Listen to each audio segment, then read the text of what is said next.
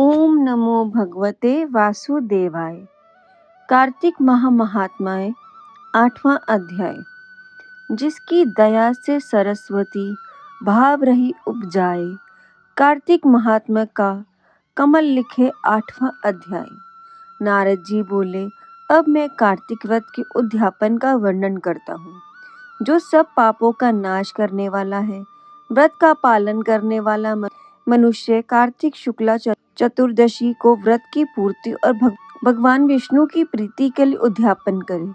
तुलसी के ऊपर एक सुंदर मंडप बनवाए, उसे केले के खंभों से संयुक्त कर के नाना प्रकार की धातुओं से उसकी विचित्र शोभा बढ़ाए। मंडप के चारों ओर दीपकों की श्रेणी सुंदर ढंग से सजा कर रखें।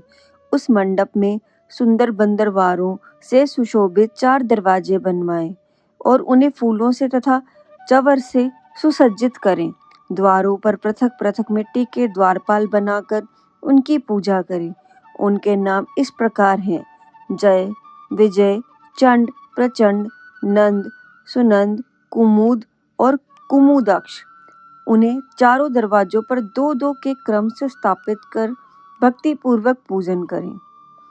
तुलसी की जड़ के समीप 4 रंगों से सुशोभित मंडल बनवाएं और उनके ऊपर पूर्ण पत्र तथा पंचरत्न से संयुक्त कलश की स्थापना करें।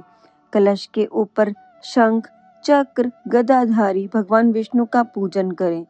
भक्ति पूर्वक उस तिथि में उपवास करें तथा रात्रि में गीत, कीर्तन आदि मंगलमय आयोजनों के साथ जागरण करें।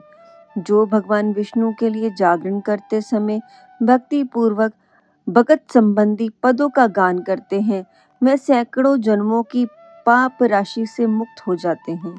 जो मनुष्य भगवान के नियमित जागरण करके रात्रि पर भगवान का कीर्तन करते हैं, उनको असंख्य गोदान का फल मिलता है। जो मनुष्य भगवान की मूर्ति के सामने नित्य गान करते हैं, उनके अनेक जन्मों के अतिरिक्त पाप नष्ट हो जाते हैं। जो भगवान के सम्मुख बैठकर कीर्तन करते हैं और बंसी आदि बजाकर भगवत भक्तों को प्रसन्न करते हैं तथा भक्ति से रात्रि भर जागरण करते हैं, उन्हें करोड़ों तीर्थ करने का फल मिलता है।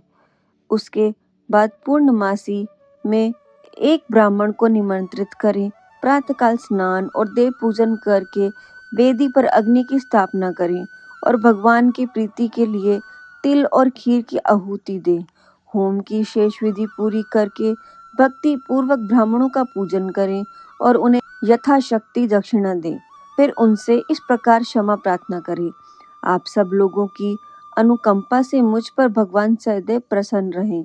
इस व्रत को करने से मेरे 7 जन्मों के किए हुए पाप नष्ट हो जाएं और मेरी संतान चिरंजीवी हो। इस पूजा के द्वारा मेरी सभी मनोकामनाएं पूर्ण हो।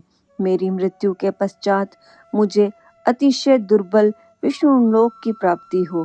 पूजा की समस्त वस्तुओं के साथ गाय भी गुरु को दान में दें। उसके पश्चात घर वालों और मित्रों के साथ स्वयं भोजन करें।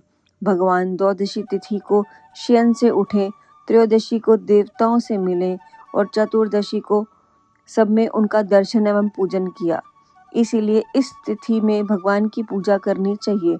गुरु की आज्ञा से भगवान विष्णु की प्रतिमा का पूजन करें। इस पूर्णिमा को पुष्कर तीर्थ की यात्रा श्रेष्ठ मानी गई है। कार्तिक माह में इस विधि का पालन करना चाहिए। जो इस प्रकार कार्तिक के व्रत का पालन करते हैं, वे धन्य और पूजनीय हैं। उन्हें उत्तम फल की प्राप्ति होती है। जो भगवान विष्णु की भक्ति में तत्पर हो कार्तिक में व्रत का पालन करते हैं, उनके शरीर में स्थित सभी पाप तत्काल नष्ट हो जाते हैं। जो श्रद्धा पूर्वक कार्तिक के उद्यापन का महात्म्य सुनता है या सुनाता है, वह भगवान विष्णु का स्नेह प्राप्त कर लेता है। इसी के साथ 8वां अध्याय समाप्त हुआ। तो इसी के साथ सब बोलिए, श्री कृष्ण गोविंद हरे मुरारी, हे नाथ नारायण वासुदेव।